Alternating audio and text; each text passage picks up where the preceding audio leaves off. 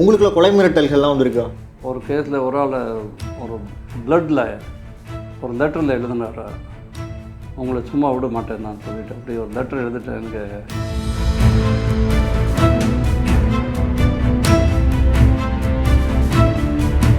Sir, இப்போ முக்கியமாக தமிழகத்தில் சமீப காலமாக பேசப்படக்கூடிய முக்கியமான ஒரு வார்த்தைனா கஸ்டோடியல் டெத்.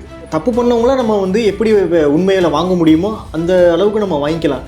ஆனால் ஒரு தப்பே பண்ணாதவங்கள ஒரு கஸ்டோடியில் எடுத்து அவங்கள வந்து பட் சப்போஸ் அடிச்சுட்டு அந்த மாதிரி ஒரு பண்ண லைக் சாத்தாங்குளம் இது மாதிரி இந்த அஜித் குமார் இந்த தஞ்சாவூர் கேஸு. ஆமாம்,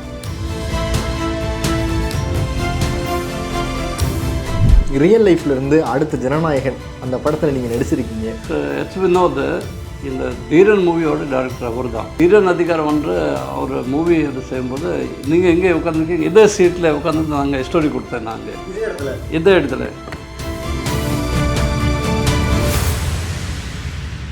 Introducing Growth Guarantee Homes from MP Developers. Trust forever. We challenge you to find a better villa at just rupees 1.29 crores in Kelambakam, Moyamar. போர்வைக்கால அட்டகாச ஆடியோ ஆஃபர் ஸ்டார்ட் ஆகிருச்சு. போர்வைக்கால பொருட்கள் வாங்கி 1 கோடி மதிப்புள்ள கிஃப்ட்ஸ் வின் பண்ண வாய்ப்பை பெறுங்க. வணக்கம் சார். வணக்கம். எப்படி இருக்கீங்க? நல்லா இருக்கேன் சார். நீண்ட ஆண்டுகளாகவே நான் உங்களை ஒரு நேர்காணல் செய்யணும்னு சொல்லிட்டு அது இப்போ தான் நிறைவேருக்கு. அதுக்கு வந்து மிக்க நன்றி சார். ஏன் இப்போ ஒரு நேர்காணல்னால் சமீபங்களில் குற்றங்கள் வந்து அதிகமாகிக்கிட்டே இருக்குது. அதனை தொடர்ந்து நீங்கள் எந்த மாதிரிலாம் வந்து கேஸை வந்து ரிசால்வ் பண்ணியிருப்பீங்க? உங்களோட கெரியர்லேயே பவாரியா கொள்ளை தான் வந்து அதிக பேசப்பட்ட ஒரு கேஸாக இருந்துச்சு சார். உங்களோட வாழ்க்கையோட அனுபவங்களை சொல்லுங்கள். நீங்கள் தமிழ்நாட்டில் எங்கே சார் வந்து போஸ்டிங் வாங்கினீங்க? முதல்ல நம்ம ஃபஸ்ட் போஸ்டிங் அது ஏஎஸ்பி ட்ரைனிங் தூத்துக்குடி மாவட்டத்தில் 1986 வந்தாங்க ஏஎஸ்பி ட்ரைனிங். அப்போது அந்த முடிச்சுட்டு அதுக்கு பிறகு ஏஎஸ்பி திருநெல்வேலி மாவட்டத்தில் ஏஎஸ்பி அம்பாசம் இருந்தேன். 2 வருஷம் அங்கே இருந்தேன். அதுக்கு பிறகு எஸ்பி நீலகிரி மாவட்டம் எஸ்பி. அதுக்கு பிறகு கடலூர் சவுத் ரெக்கார்ட் கடலூர் மாவட்டம், அதுக்கு 3 வருஷம் எஸ்பி இருந்தேன் நான் 90 to 93. அதுக்கு பிறகு இங்கே ஸ்பெஷல் செக்யூரிட்டி குரூப் இருந்தது எஸ்எஸ்ஜி, அதில் எஸ்பி. அதுக்கு பிறகு திருநெல்வேலி மாவட்டம் எஸ்பி 2 வருஷம் திருநெல்வேலியில். அதுக்கு பிறகு தூத்துக்குடி மாவட்டம் எஸ்பி, அங்கே 2 வருஷம் இருந்தேன். அது முடிச்சுட்டு அப்புறம் ப்ரொமோஷன் ஆயிடுச்சு எனக்கு. அப்போ டிஐஜி மதுரை, கமிஷனர் மதுரை, அப்புறம் திருநெல்வேலி டிஐஜி, திருநெல்வேலி கமிஷனர், அந்த மாதிரி மாற்றி டிஃப்ரெண்ட் போஸ்டிங்ஸ் இருந்திருக்கோம். கண்டிப்பாக சார். சரி, நீங்கள் ஒர்க் பண்ண மாவட்டங்களில், நீங்கள் சார்ஜ் எடுத்த மாவட்டங்களில் இந்த மாவட்டம் இவங்களை வந்து நம்ம வந்து ஹேண்டில் பண்ணுறது கொஞ்சம் டஃப்பாக இருக்குது அப்படின்னு நினைக்கிற மாவட்டம் அது சார். க்ரைமில் இருந்தாலும் சரி, எல்லோண்டையில் இருந்தாலும் சார். இது எல்லாத்துலேயும் தெரியும். எனக்கு மட்டும் இல்லை, இந்த திருநெல்வேலி தூத்துக்குடி 2 மாவட்டம் ரொம்ப டிஃபிகல்ட்டு. அந்த டைமில் நடந்த சம்பவம் தான். திருநெல்வேலி ரொம்ப பெரிய மாவட்டம். அப்போது திருநெல்வேலி சிட்டி கிடையாது. திருநெல்வேலி சிட்டி அண்ட் தென்காசி இப்போ இருக்குது. சிட்டியில் கமிஷனரேட் இருக்குது, தென்காசி ஒரு மாவட்டம் இருக்குது, அது கிடையாது அப்போது மொத்தமாக எல்லாம் திருநெல்வேலி டிஸ்ட்ரிக் தான். ஸோ ஈவன் பாளையங்கோட்டை அதே திருநெல்வேலி டிஸ்ட்ரிக்டில் தான் வரும். தென்காசி திருநெல்வேலி டிஸ்ட்ரிக்டில் வரும். சங்கரகோயில் திருநெல்வேலி டிஸ்ட்ரிக்டில் வரும். சும்மா ரொம்ப பெரிய டிஸ்ட்ரிக் அது. ஆனால் அந்த டைமில் கம்யூனல் கிளாஸஸ் ரொம்ப அதிகமாக இருந்தது 95ல். So Tirunelveli was very difficult. அதே சமயத்தில் Thoothukudi also was equally difficult. 2 மாவட்டம் ரொம்ப டிஃபிகல்ட். நல்ல வேலை அந்த டைமில் ரொம்ப டிஃபிகல்ட் டைமில் நான் அங்கே வேலை பார்த்தேன். அது எனக்கு ரொம்ப சந்தோஷமாக இருக்குது. கண்டிப்பாக சார். சார், நீங்கள் இந்த 2 மாவட்டங்களில் வேலை பார்த்துருக்கீங்க. டஃப்பான உங்கள் ஜாபுக்கே ஒரு டஃப்பான ஒரு இதாக இருந்திருக்கு இந்த 2 மாவட்டங்கள்லையுமே. நீங்கள் மறக்க முடியாத ஒரு நிகழ்வுனா இந்த 2 மாவட்டத்தில் என்ன சார் நடந்திருக்கு? ஏதாச்சும் ஒரு 2 சம்பவங்கள் சொல்லுங்கள் சார். சரி, லேண்ட் ஆர்டரில் பொறுத்த வரைக்கும் ரொம்ப டிஃபிகல்ட்டாக ரொம்ப ஒரு எனக்கு ஞாபகம் இருக்க மாதிரி ஒரு incident. One thing, Thuraiyur means Thuraiyur இங்கே இருக்க கங்கை கொண்டாந்து பக்கத்தில், திருநெல்வேலி மாவட்டத்தில் கங்கை கொண்டாந்து பக்கத்தில் துறையூர். அந்த டேட்டு 2 May 97 நினைக்கிறேன். அந்த டைமில் ஒரு பெரிய கலவரம் நடந்ததுங்க. அதில் நான் எங்கள் போலீஸ் பார்ட்டி ஃபுல்லாக சரவுண்ட் பண்ணி விட்டாங்க. சரவுண்ட் பண்ணிவிட்டு சில ப்ரோவோகேஷன் அதில் சில பசங்கள் அதை கண்ட்ரிபியூட் பாம்பு வச்சுட்டு இருந்தார். அங்கே பாம்பு அதை வீச்சினார், எங்கள் மேலே கல் வீச்சினாங்க, இதெல்லாம் இருந்தது. அப்போ புல்லஸ் சைடில் நாங்கள் சுட்டினோம், துப்பாக்கி சுட்டினோம். அதில் 3 பேர் இறந்துட்டார் அதே ஸ்பாட்டில், 2 பேர் இன்ஜூர்ட் ஆனாங்க. அந்த இன்சிடெண்ட் பிறகு ரொம்ப கஷ்டப்பட்டு நாங்கள் கண்ட்ரோல் பண்ணோம். அதுக்கு பிறகு ஒரு ஜுடிஷியல் கமிஷன் செட் பண்ணாங்க கவர்மெண்ட். ஸோ அந்த ஜுடிஷியல் கமிஷன் ஃபேஸ் பண்ணோம். இங்கே கொஞ்சம் அந்த எல்லா அக்யூஸ் அரெஸ்ட் பண்ணோம். அதெல்லாம் கொஞ்சம் கஷ்டமான கேஸ் இருந்தது. அதே சமயத்தில் 2வது ஒரு கேஸ் டிஃபிகல்ட் கேஸ் இருந்தது, ரொம்ப டிஃபிகல்ட் கேஸு. ஆழ்வார் கருக்குளம், தூத்துக்குடி மாவட்டத்தில். அங்கே ஒரு ஆழ்வார் கருக்குளம்னு சொல்லிட்டு ஒரு ஊர், ஆழ்வார் திருநகரி, ஆழ்வார் கருக்குளம். Okay sir. அந்த சுற்றி இருக்க இந்த சைடு மொரப்புநாடு, அந்த சைடு சிறுவைங்குண்டம். ஆமாம். அப்போது நடுவில் டெவலப்மெண்ட் பண்ண இந்த இதெல்லாம் கொஞ்சம் சின்ன சின்ன வில்லேஜ் இருக்குது. அந்த நடுவில் இந்த ஆழ்வார் கருக்குளம் ஊர் இருக்குது. இந்த சைடில் அந்த ஆற்று இருக்குது, நம்ம தமிழ்மணி ஆற்று. இந்த சைடில் யாரும் தாண்டி போக முடியாது. இந்த சைடில் அங்கே ஒரு கலவரம்ல அவங்க 2 பேருக்கு மர்டர் பண்ணிட்டாங்க. ஒரு பர்டிகுலர் ஜாதிக்கு அவங்க டிஸ்ட்ரிக்ட் லெவல் ஒரு அதிகாரி, ஒரு பப்ளிக் ரெப்ரசன்டேட்டிவ் அவரும், அப்போது அட்வொகேட் அசோசியேஷனோட பிரசிடெண்ட் அவங்க 2 பேர் ஒரே ஸ்பாட்டில் அவங்க கூப்பிட்டுட்டு பேசிட்டு இருக்கும்போது மர்டர் பண்ணிட்டாங்க. அந்த ஒரு ரொம்ப சீரியஸ் இன்சிடெண்ட் இருந்தது. அந்த இன்சிடெண்ட் நாங்கள் ரொம்ப கேர்ஃபுல்லாக ஹேண்டில் பண்ணோம். என் கூட என்னுடைய டிஎஸ்பி, அந்த டைமில் DSP mister Shanmugarajan, DSP mister Varadarajan அவங்க கூட வந்தாங்க. அந்த இன்சிடெண்ட் நாங்கள் ஹேண்டில் பண்ணோம். அந்த கேர்ஃபுல்லாக ஹேண்டில் பண்ணால் ரொம்ப பெரிய ரெப்ரகன்ஷன் ஆகிருக்கணும். பட் நாங்கள் நல்லா ஹேண்டில் பண்ணோம். அதுக்கு எல்லோரும் பாராட்டினாங்க அந்த இஷ்யூ. இந்த 2 தான் ரொம்ப டிஃபிகல்ட்டான இஷ்யூ இருந்தது. க்ரைமில் பார்த்தோன்னே, தட் இஸ் ப்ராப்பர்ட்டி க்ரைமில் பார்த்தா ஏகப்பட்ட கேஸஸ் இருக்கும். முக்கியமானதுன்னா எது சார் சொல்லுவீங்க? ப்ராப்பர்ட்டி க்ரைம்ஸ் பார்த்தா மர்டர் ஃபார் கெயின், திருநெல்வேலி மாவட்டத்தில் இருக்கும்போது ஒரு மர்டர் ஃபார் கெயின், சுத்தமாக இந்த மர்டர் ஃபார் கெயின்னு ஒரு டாக்ஸி ஒரு இதை கொண்டு போயிட்டு அந்த டாக்ஸி டிரைவருக்கு மர்டர் பண்ணிவிட்டு பாடி எங்கே காட்டில் எங்கே தூக்கி போட்டுட்டு அப்படியே டாக்ஸி கொண்டு போயிட்டாங்க. அதுக்கு பிறகு நாங்கள் டாக்ஸி ரெக்கவர் பண்ணோம், பாடி ரெக்கவர் பண்ணோம், அக்யூஸ் அரெஸ்ட் பண்ணோம். அது ஒரு க்ரைம் கேஸ், அது முக்கியமான கேஸ். இதே மாதிரி கடலூரில் ஒரு முக்கியமான கேஸ் இருந்தது. ஒரு போலீஸ் ஸ்டேஷன் மேலே அட்டாக் நடந்தது. அந்த நக்ஸலைட் அட்டாக், நக்ஸலைட் சொல்லக்கூடாது, அந்த சில extremist group, Tamil extremist group அவங்க அட்டாக் பண்ணாங்க புதூர் போலீஸ் ஸ்டேஷன் 1991 புதூர் காட்டுமன்னார்கோவில் பக்கத்தில் இருந்த போலீஸ் ஸ்டேஷனுக்கு. அதில் நாங்கள் தான் அக்யூஸ் அரெஸ்ட் பண்ணோம். ஃபர்ஸ்ட் அக்யூஸ் இது ஆக்சுவலி கியூ பிரான்ச் வந்து நாங்கள் எல்லோரும் இன்வெஸ்டிகேட் பண்ணிகிட்டு இருந்தோம். நாங்கள் டிஸ்ட்ரிக்ட் போலீஸ் தான் அந்த கேஸ் கண்டுபிடிச்சிட்டு அந்த கேஸ் அரெஸ்ட் பண்ணோம். ஸோ இந்த மாதிரி நிறைய முக்கியமான கேஸஸ் இருக்கும். நார்த் ஜோனில் இருக்கும்போது கூட நிறைய கேஸஸ் இந்த மாதிரி முக்கியமான கேஸஸ் இருக்கும். ஸோ ஏகப்பட்ட மர்டர் ஃபார் கெயின், ராபரி, டக்காய்டிஸ் இதெல்லாம் இருக்கும். பட் முக்கியமான கேஸஸ் இந்த மாதிரி கொஞ்சம் சில நீங்கள் சொல்கிற மாதிரி பவரியா கேஸ், அது முக்கியம். சில பப்ளிக் அது அப்படி நாலேஜில் எப்படி பெரிய கேஸஸ் வரும் அந்த கேஸ். சார், நீங்கள் பவேரியன் சொன்னோன்னு தான் எனக்கு அடுத்த கட்ட ஒரு கேள்வி வந்து நான் வந்து நகர்றேன். என்னென்னு பார்த்தீங்கன்னா, இந்த பவாரியா கேஸில் நீங்கள் வந்து நீங்கள் நிறையா வந்து கஷ்டப்பட்டுருப்பீங்க. எந்த ஒரு சூழ்நிலையாச்சும் நம்ம விட்டுட்டு இந்த கேஸை நம்ம அடுத்தவங்களுக்கு கொடுத்துருவோம், அடுத்த நம்மளோட கேட்டகரியில் எடுத்தவங்களுக்கு அடுத்தவங்க எடுத்துக்கிட்டு நீங்கள் நினச்சிருக்கீங்களா?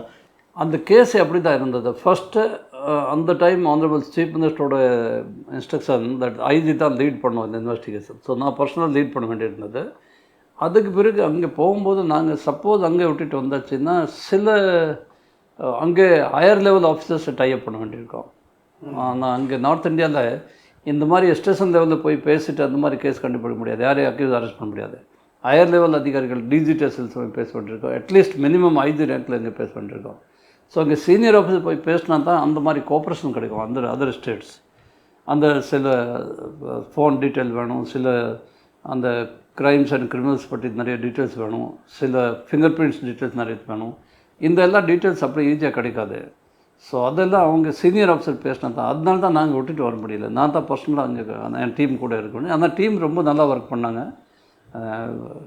எல்லா எந்தெந்த ஒர்க் நம்ம முடிவு பண்ணோம், எந்த டீம் பண்ணோம், இந்த டீம் பண்ணோம், அவங்க ரொம்ப நல்லா ஒர்க் பண்ணாங்க டீம். சார், படத்தில் காட்டுறதுக்கும் நீங்கள் வந்து ஒர்க் பண்ணதுக்கும் ரெண்டுமே ஒத்து போச்சா சார்? இல்லை இந்த படம் பார்க்கும்போது நான் இந்த மாதிரி பண்ணவே இல்லையப்பா அந்த மாதிரிலாம் தோணியிருக்கா? இல்லை கிட்டத்தட்ட அப்படியே இருக்கு. பட் அதை கொஞ்சம் படத்தில் போகும்போது எப்போவுமே சினிமாட்டோகிராஃபி அதை கொஞ்சம் இது மாதிரி பண்ணி காட்டுவாங்க. பாக்கி மேக்ஸிமம் அதை அப்படியே என்கவுண்டர் இருந்தது. இப்போது அவங்க சினிமாவில் காட்டுற மாதிரி என்கவுண்டர் இல்லாத என்கவுண்டர் ஒரு different type encounter. But encounter தான். இதே மாதிரி அரெஸ்ட் பண்ணால் நாங்கள் ஊரில் போகிறோம், ஊரெல்லாம் சரவுண்ட் பண்ணுறாங்க, அட்டாக் பண்ணுறாங்க, அதே மாதிரி அட்டாக் தான் நடந்தது. ஸோ அந்த ஸ்டோரி சினிமாவில் ஸ்டோரி நாங்கள் தான் கொடுத்தோம். அந்த ஸ்டோரி தீரன் சினிமா நான் தான் ஸ்டோரி கொடுத்தேன், இந்த ஃபுல் ஸ்டோரி. ஸோ எப்படி கொடுத்தோம் அது அவங்க சினிமாவுக்கு என்னென்ன சூட் ஆகுது அந்த மாதிரி கொஞ்சம் இதை பண்ணினா சில விஷயம் மிஸ் ஆயிடுச்சு. ஏன்னா ஒரு பெரிய படம் அந்த 3 hours மேலே நீங்கள் அதை படம் செய்ய முடியாது. ஒரு உதாரணமாக பூனே ஒரு இன்சிடெண்ட் இருந்தது. பூனேல ஒரு அரெஸ்ட் பண்ணோம் நாங்கள், ஜெகதீஷன் சொல்லிட்டு ஒரு ஆள். அது ஒரு முக்கியமான அரெஸ்ட். டக்கைட்டியா சார்? ஆமாம். பட் அது அந்த அரெஸ்ட் அதில் காட்ட முடியாது. ஏன்னா முக்கியமான எல்லோரும் அரெஸ்ட் ஒவ்வொரு அக்யூஸோட அரெஸ்ட் காட்ட முடியாது. ஸோ சினிமா பொறுத்த வரைக்கும் அதில் எல்லா விஷயம் அதில் வந்துடுச்சு. அதில் கண்டிப்பாக சார். சார் இப்போ இந்த பவாரியாவோட இந்த மிகப்பெரிய கேஸில் ஒரு தேங்க்ஃபுல் பண்ணணும்னா உங்கள் டீமில் என்னோட சபார்டினேட்டாக இருந்திருக்காருப்பா, எனக்கு இவங்க இன்னொரு கையாக இருந்திருக்காரு, எனக்கு ஃபுல் ஃப்ரீடம் கொடுத்து என்னை இவ்வளோ தூரத்துக்கு என்னை போக விட்டு இந்த மாதிரி இந்த கேஸை சால்வ் பண்ணுறதுக்கு ஹெல்ப்ஃபுல் பண்ணியிருக்காருன்னா யாருக்கு சார் சொல்லுவீங்க? அதில் எல்லாரும் ஈக்குவல் தான். எங்களுக்கு 4 டிஎஸ்பி இருந்தாங்க. அந்த 4 டிஎஸ்பி அவங்க ரோல் ஈக்குவல் இருந்தாங்க. இதே மாதிரி இன்ஸ்பெக்டர்ஸ் இருந்தாங்க. 4 டிஎஸ்பியில் பார்த்தா விஜயகுமார், அவர் இப்போது இஸ் நோ மோர். அவர் அதுக்கு பிறகு எக்ஸாம் எழுதிட்டு ஐபிஎஸ் ஆகிட்டு டிஏஜி இருந்தார் கோயம்புத்தூரில். அந்த டைம் இருந்துட்டாங்க உங்களுக்கு. ஆமாம் சார். விஜயகுமார் அவர் டிஎஸ்பி. அப்போ ஜெயக்குமார் டிஎஸ்பி. ஜெயக்குமார் ரொம்ப டைம் ஸ்பெண்ட் பண்ணார், ரொம்ப ஹார்ட் ஒர்க் பண்ணார். அவர் இப்போது திண்டுக்கல் எஸ்பி இருக்கார் அவர். அதே மாதிரி அருள் அரசோ டிஎஸ்பி, அவர் இப்போ விழுப்புரம் டிஏஜி இருக்கார். அவர் ரொம்ப ஒர்க் பண்ணார், ஹார்ட் ஒர்க் பண்ணார். டாக்டர் சுதாகர் இப்போது இங்கே முதல்ல காஞ்சிபுரம் எஸ்பி இருந்தார், இப்போது திருவண்ணாமலையில் இருந்தார், இப்போ இங்கே இருக்கிற எஸ்பி இருந்தது. ஸோ இவங்க எல்லோரும் நல்லா ஒர்க் பண்ணார். அந்த டிஎஸ்பி தான். இப்போ இன்ஸ்பெக்டர்ஸ் நீங்கள் பார்த்தா Tellai Natarajan inspector. Maximum time among the inspectors maximum time north இந்தியாவில் ஸ்பெண்ட் பண்ணுறது தெல்லை நடராஜன். ஸோ அவர் ஒர்க்கு ரொம்ப பாராட்டக்கூடிய விஷயம். எல்லோரும் நிறைய நம்ம பல்லூலா இன்ஸ்பெக்டர், அப்போ 2 சப் இன்ஸ்பெக்டர் ரொம்ப நல்லா ஒர்க் பண்ணார். அவங்க உமாக்கு செக்யூர் பண்ணுறதுக்கு ரொம்ப ஹெல்ப்ஃபுல்லாக இருந்திருக்காரு. அப்போ அந்த 2 பேரும் ஒன் ஹபீப் சப் இன்ஸ்பெக்டர், இன்னொரு ரியாசுத்தீன் இப்போ ஏசி இருக்கார் டிஎஸ்பி. அப்போ 2 பேர் அவங்க சப் இன்ஸ்பெக்டர்ஸ். இவங்க ஒரு அட்வான்டேஜ்னா இவங்க முஸ்லீம் இருக்கனால கொஞ்சம் அவங்க ஹிந்தி தெரியும். பாக்கி எங்கள் டீமில் ஹிந்தி யாருக்கு தெரியல. ஸோ நான் வேணுமா இவங்க 2 பேர் செலக்ட் பண்ணோம். எப்போவுமே ஒரு ஆள் டியூட்டியில் இருப்பார். ஸோ ரெஸ்ட் கொடுக்க வேண்டியதுனா ஒரு ஆள் ரெஸ்ட்டில் ஒரு ஆள் டியூட்டியில், இந்த மாதிரி. பட் ஸோ ஓவராலுக்கு கொஞ்சம் டிஃப்ரென்ஸ் இருக்கும். அவங்க மெத்தடில் ஆப்ரேஷன் மெத்தடில் கொஞ்சம் டிஃப்ரெண்ட் இருக்கும். சார் நீங்கள் இந்த ஓமர்னு சொல்லக்கூடிய அந்த மெயினான வில்லன் கூட பேசியிருக்கீங்களா? இல்லை நாங்கள் தான் இன்டர்கேட் பண்ணிட்டீங்க? ஆமாம், இன்டர்கேட் பண்ணோம். என்ன சார் நான் காட்டினேன் அதில் எல்லாம் பேசினோம். அவங்கள்ட்ட இன்டர்கேட் பண்ணிவிட்டு இங்கே கூப்பிட்டு வந்தோம். இங்கே தான் நாங்கள் கூப்பிட்டு வந்து இங்கே திருப்பி இன்டர்கேட் பண்ணோம். இங்கே நாங்கள் இன்டர்கேட் பண்ணிவிட்டு அப்புறம் இங்கே ரிமாண்ட் பண்ணோம். ரிமாண்ட் பண்ணிவிட்டு கன்விக்ஷன் வாங்கினோம். அவங்க தூக்கு தண்டனை பனிஷ்மெண்ட் கொடுத்தாங்க. இப்போ இதில் நம்ம ஹைகோர்ட்டில் வாங்கிட்டு அதுக்கப்புறம் தான் என்கவுண்டரா சார்? இன்னொன்று உமாக்கு நாங்கள் என்கவுண்டர் பண்ணல. உமா உயிரோடு கொண்டு வந்தோம். இப்போ வேலூர் ஜெயிலில் இருந்தார். ஜெயிலில் அவருக்கு இருக்கும்போது அந்த ட்ரையல் நடக்கும்போது அவருக்கு தூக்கு தண்டனை அந்த ராணிப்பேட் கோர்ட், செஷன்ஸ் கோர்ட் அவங்க கொடுத்தாங்க. அதுக்கு பிறகு ஒரு ஹைகோர்ட்டில் போகிறதுக்கு அதுக்கு முன்னாடி அவர் இருந்துட்டார். ஜெயிலே இறந்துட்டார் அவர். சார் இப்போ ஒரு ஸ்டேட்லேருந்து இப்போ தமிழ்நாடு காவல்துறையிலேருந்து மற்ற ஸ்டேட்டுக்கு நம்ம போகும்போது அங்கே இருக்க காவல்துறைகள் தமிழ்நாடு காவல்துறை எப்படி சார் ஹேண்டில் பண்ணோம்? இல்லை நல்லா நம்ம வேணுங்கிற உதவி செய்வாங்களா? உதவி செய்வாங்க. அதுக்கே மெயின் காரணம்னா ஒரு ஸ்டேட் டு ஸ்டேட் போகும்போது எப்போவுமே ஹையர் லெவலில் நம்ம முதல்ல பேசிட்டோன்னா கரெக்டான உதவி கிடைக்கும். இங்கேருந்து நம்ம ஒரு சின்ன party suppose sub inspector 2 constable அனுப்புனா, கேரளாவில் அனுப்புனா கூட அந்த மாதிரி நம்ம நினைக்கிற மாதிரி சில சமயம் கோஆப்ரேட் கிடைக்காது. சில சமயம் கிடைக்கும். அந்த பர்சன் டு பர்சன் சில ஆஃபீஸர் கொடுப்பாங்க கோஆப்ரேஷன், சில பேர் கொடுக்க மாட்டாங்க. சில பேர் ஒரு மினிமம் கோஆப்ரேஷன் தான் கிடைக்கும் ஃபார்மாலிட்டிக்காக. ஸோ சீனியர் ஆஃபீஸ் போனால் சீனியர் ஆஃபீஸ்கிட்ட இங்கே பேசிவிட்டு அங்கே சீனியர் ஆஃபீஸர் அவங்க உத்தரவு கொடுத்தா தான் அப்போ கோஆப்ரேஷன் அதிகமாக கிடைக்கும். அதுதான் சார் உங்கள் வாழ்க்கையில் இந்த படத்தில் வர மாதிரி காவல்துறைக்கும் அது காவல்துறை அதிகாரிகளுக்கும் இப்போ நீங்கள்லாம் வந்து ஒரு மிகப்பெரிய ஒரு காவல்துறை அதிகாரியாக இருந்து வந்தோம், உங்களுக்குலாம் கொலை மிரட்டல்கள்லாம் வந்திருக்கா? ஒரு கேஸில் இந்த திருநெல்வேலியில் ஒரு கேஸில் ஒரு ஆள் ஒரு பிளட்டில் ஒரு லெட்டரில் எழுதினார், உங்களை சும்மா விட மாட்டேன் நான் சொல்லிவிட்டு. அப்படி ஒரு லெட்டர் எழுதிட்டு எனக்கு பிளட்டில் அவரோட பிளட்டில் எந்த லெட்டர் எழுதிட்டு எனக்கு போஸ்ட் பண்ணார். அதுக்கெல்லாம் நீங்கள் என்ன சார் ஒரு ரியாக்ஷன் கொடுப்பீங்க? அதெல்லாம் நாங்கள் சேஃபாக இருக்கிறோம், ஒன்றும் பிரச்சனை இல்லை, எங்களுக்கு துப்பாக்கி இருக்கோம், எங்களுக்கு சேஃப்டி இருக்கோம், பாதுகாப்போம். அது மாதிரி அவ்வளோ ஈஸியாக தமிழ்நாடுல இதெல்லாம் ப்ராப்ளம் கிடையாது. ஆனால் எப்போவுமே நாங்கள் க்ரௌட் எல்லாம் போடும்போது இந்த மாதிரி கலவரம் அந்த மாதிரி சுச்சுவேஷன் போகும்போது அது ப்ராப்பராக ப்ரொடெக்ஷனோடு தான் போகணும். சார் இவ்வளோ ஒரு கடுமையான உங்களோட இந்த போராட்டங்கள் அந்த ஒரு காவல் அந்த ஒரு வேலைக்கு இடையில என்ன சார் நீங்கள் ஃப்ரீ ஆகணும்னா நீங்கள் என்ன பண்ணுவீங்க? ஒரு மைண்ட் பயங்கர ஸ்ட்ரெஸ்ஸாக இருக்குது, ஒரு உயர் அதிகாரிகளும் உங்களை திட்டாங்க, டக்குன்னு கூல் ஆகணும், நம்ம அடுத்த இதுக்கு ஸ்டேஜுக்கு நம்ம வந்து மூவ் ஆகணும்னா நீங்கள் என்ன பண்ணுவீங்க? இன்னொரு அடுத்த போலீஸ் ஒர்க்கு ஸ்டார்ட் பண்ணிடுவோம். இங்கே அதிகமாக எப்போவுமே பிஸியாக இருப்போம் இங்கே போலீஸில். டீம் எடுத்துகிட்டு எல்லாத்தையும் அப்படி போய் ப்ரொஹிபிஷன் ரேட்டில் போயிடும். ஒரு ஒரு சாராய காசு நிறைய அது மாதிரி இடம் இருக்கும், இங்கே போய் ப்ரொஹிபிஷன் ரேட் பண்ணுவோம். அண்டு இல்லாட்டி அப்படி ஒரு சில இந்த உதாரணமாக இந்த கடைநல்லூரில் ஃபயரிங் நடந்தது, அது பெரிய கலவரம். 2 நாள் நாங்கள் சரியாக சாப்பிடவே முடியல. அது முடிச்சிட்டோம்னா நானும் கலெக்டர்னா இப்போ ரொம்ப ஸ்ட்ரெஸ் ஆகிடுச்சு. அப்போ நீங்கள் கேட்குற மாதிரி அப்போ நாங்கள் அங்கேருந்து குற்றாலம் போயிட்டோம். குற்றாலம் போய் நான் போய் குளிச்சுட்டு அங்கே நல்லா குளிச்சுட்டு டின்னர் சாப்பிட்டு குற்றாலம் தூங்கிட்டோம். நாங்கள் அங்கே தங்கிட்டு அங்கேருந்து அடுத்த நாள் தான் திருப்பி திருநெல்வேலி போனோம். நான் ஸோ அந்த மாதிரி அந்த சுச்சுவேஷனில் எப்படி ஸ்ட்ரெஸ் இருக்கும் ஃபேஸ் பண்ண. திரைப்படங்கள்லாம் பார்ப்பீங்களா? ரொம்ப அதிகமாக பார்க்கறதில்ல, கம்மியாக இருக்கும். சார் இப்போ நீங்கள் விஜயகுமார் சார் அப்படின்னு சொன்னோன்னு தான் வந்து ஒரு முக்கியமான ஒரு கேள்வியை நான் வந்து வைக்கிறேன். இந்த காவல்துறையினருக்கு ஒரு முக்கியமான மன அழுத்தங்கள் வந்து எதனால் சார் வருது? ஒன்று காவல்துறை உயரதிகாரிகளாக உண்டான அழுத்தங்களா, இல்லை எப்படி சார் இது? அது எப்படி தவிர்க்கலாம்? அவங்க சில பர்சனல் அவங்க இது இருந்தது, பர்சனல் சில மேட்டர்ஸ், அதுக்காக தான் அவங்க சூசைட் பண்ணியிருக்காங்க. பாக்கியெல்லாம் இந்த ஆஃபீஷியல் மேட்டர் இல்லை. பட்டு ஸ்ட்ரெஸ் ரொம்ப அதிகமாக இருக்கும் போலீஸ் டிபார்ட்மெண்ட்டில். சில போஸ்டிங்ஸில் ஒர்க் ரொம்ப அதிகமாக இருக்கும், ஓவர் ஒர்க் இருக்கும்போது ஸ்ட்ரெஸ் அதிகமாக இருக்கும். அந்த ஸ்ட்ரெஸ் ஃபேஸ் பண்ண வேண்டியிருக்கும், அந்த பிரகாரம் நம்ம ஒர்க் பண்ண வேண்டியிருக்கோம். ஸோ சில பேர் அந்த ஸ்ட்ரெஸ் அவ்வளோ தாங்க முடியலன்னா ரொம்ப வெக்ஸ் ஆகிடுவாங்க, அதுவும் இருக்குது. சார் இப்போ முக்கியமாக தமிழகத்தில் சமீப காலமாக பேசப்படக்கூடிய முக்கியமான ஒரு வார்த்தைனா கஸ்டோடியல் டெத்.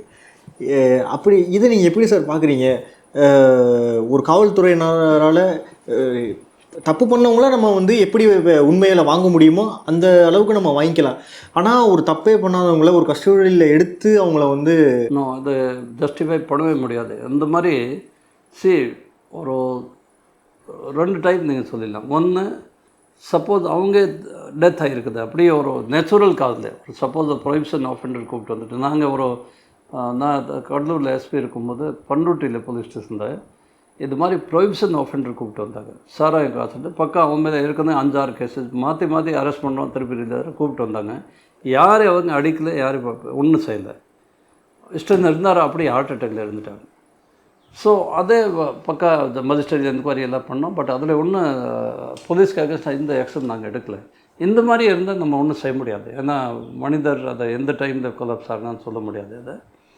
பட் சப்போஸ் அடிச்சுட்டு அந்த மாதிரி ஒரு பண்ண லைக் சாத்தாங்குளம் இது மாதிரி அஜித்குமார் இந்த தஞ்சாவூர் அது கேஸு, ஆமாம், இந்த மாதிரி கேஸஸ் வந்தால் டெஃபினட்டாக அதில் நம்ம எந்த ஜஸ்டிஃபிகேஷன் கிடையாது. இது மாதிரி நடக்கக்கூடாது. இதில் தான் கெட்ட பேர் வருது. போலீஸ் கெட்ட பேர் மட்டும் இல்லை, இது நடக்கவே கூடாது. It is illegal, it is inhuman. Sir இப்போ அதுக்கடுத்து வந்து இப்போ தமிழகத்தில் நிறைய இடத்துல நிறைய பேர் பேசுறது இந்த கல்லூரி மாணவர்களோட போதை கலாச்சாரம். அதுவும் குறிப்பாக வந்து இந்த நம்மளுக்கு தெரியாத பேர்லாம் இப்போ 90-80 காலகட்டங்களில் கள்ளசாராயம் தான் தெரியும், சாராயம் கள்ளசாராயம். ஆனால் இப்போ இருக்கிற காலகட்டத்தில் ஃபெத்தாம்ஃபெட்டமைன், சூடோஃபெட்ரின் ஒரு புரியாத பேராக சொல்கிறாங்க. அதுவும் இப்போ கல்லூரி மாணவர்களும் வந்து அதிகமாக யூஸ் பண்ண ஆரம்பிச்சிட்டாங்க. இது எப்படி சார் ஒரு கட்டுக்குள்ளே கொண்டு வரலாம்? காவல்துறைக்கு இது ஒரு முக்கியமான ப்ரையாரிட்டி இருக்கணும். இந்த ட்ரக்ஸு, கஞ்சா இருந்தாலும் மற்ற எல்லா ட்ரக்ஸ் நீங்கள் இப்போ கேட்டீங்க, அந்த எல்லா ட்ரக்ஸ் இருந்தாலும் எந்த ட்ரக்ஸ் குறிப்பிட்டு இந்த யங்கர் ஜெனரேஷன் இளைஞர்களுக்கு அந்த ட்ரக்ஸ் கிட்டே வரக்கூடாது. அது ரொம்ப முக்கியம். ஏன்னா நமக்கு ஃப்யூச்சர் ஜெனரேஷன் நமக்கு அது ஒரு சொசைட்டிக்கு ஃப்யூச்சர் சொசைட்டி, ஃப்யூச்சர் நாட்டு, ஃப்யூச்சர் எஸ்டேட் நம்ம ஒரு சேஃப்டி தேவைப்பட்டால் நமக்கு இந்த ட்ரக்ஸ் கட்டாயம் அங்கே வரக்கூடாது. ஸோ ட்ரக்ஸ் பற்றி இப்போது நீங்கள் சீஃப் மினிஸ்டரோட ப்ரோக்ராம் நீங்கள் பார்த்துருப்பீங்க. ட்ரக்ஸ் ரொம்ப முக்கியம், நடவடிக்கை எடுக்கணும்னு சொல்லியிருக்காங்க. இது கட்டாயம் இதே மாதிரி அந்த டிபார்ட்மெண்ட்டில் அந்த முக்கியம் கொடுத்துட்டு இந்த ட்ரக்ஸில் எப்படி இருந்தால் கூட அட்டாக் பண்ணி எங்கேருந்து வருது எல்லா சோர்ஸஸ் அதெல்லாம் பண்ணணும். பழைய காலத்தில் அந்த சாராயம் எல்லாம் இருந்தது. அந்த சாராயம் எல்லாம் இது பார்த்தா சரி ஓகே, அந்த கொஞ்சம் டிஸ்டன்ஸ் ஏரியாவில் அந்த ஒரு அந்த அப்பப்போ யூஸ் ஆகிறது இவ்வளோ அந்த அட்வர்ஸ் எஃபெக்ட் நீங்கள் பார்த்தா இவ்வளோ இது இருக்காது. ட்ரக்ஸோட அட்வர்ஸ் இம்பேக்ட் ரொம்ப அதிகம். ரெண்டாவது இது யங்கர் ஜென்ரேஷன் ரொம்ப பாதிக்கப்பட்டது. கண்டிப்பாக சார். சார் உங்களோட ரியல் லைஃப்லேருந்து அடுத்த ஜனநாயகன் அந்த படத்தில் நீங்கள் நடிச்சிருக்கீங்க. ஒரு என்ன சொல்கிறது, ஒரு காவல்துறை அதிகாரி படத்துலையும் நடிச்சிருக்காரா அப்படிங்கிறது எங்களுக்கு ஒரு வித்தியாசமாக இருந்துச்சு. இந்த அனுபவங்கள் எப்படி இருந்துச்சு? ஹெச் வினோத் வந்து எப்படி சார் உங்களை வந்து அணுகுனார்? மிஸ்டர் ஹெச் வினோத் இந்த தீரன் மூவியோட டைரக்டர் அவர் தான்.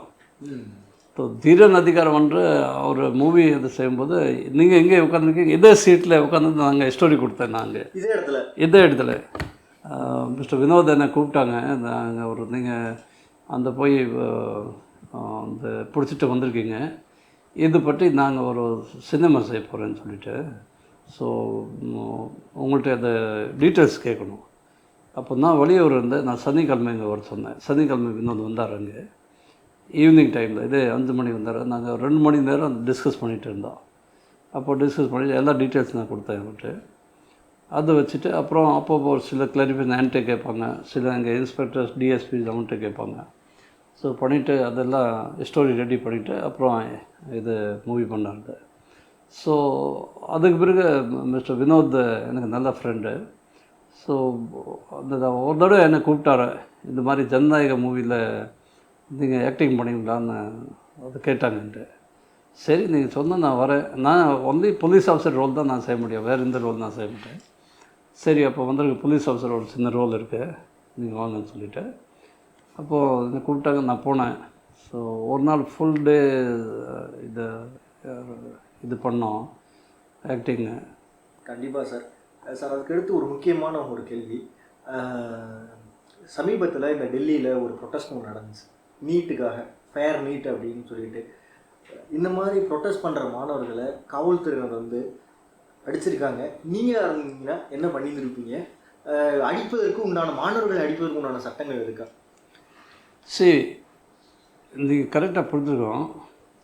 மாணவர்கள் இருந்தால் யார் இருந்தால் சட்டம் தான், எல்லோரும் ஒரே சட்டம் தான்.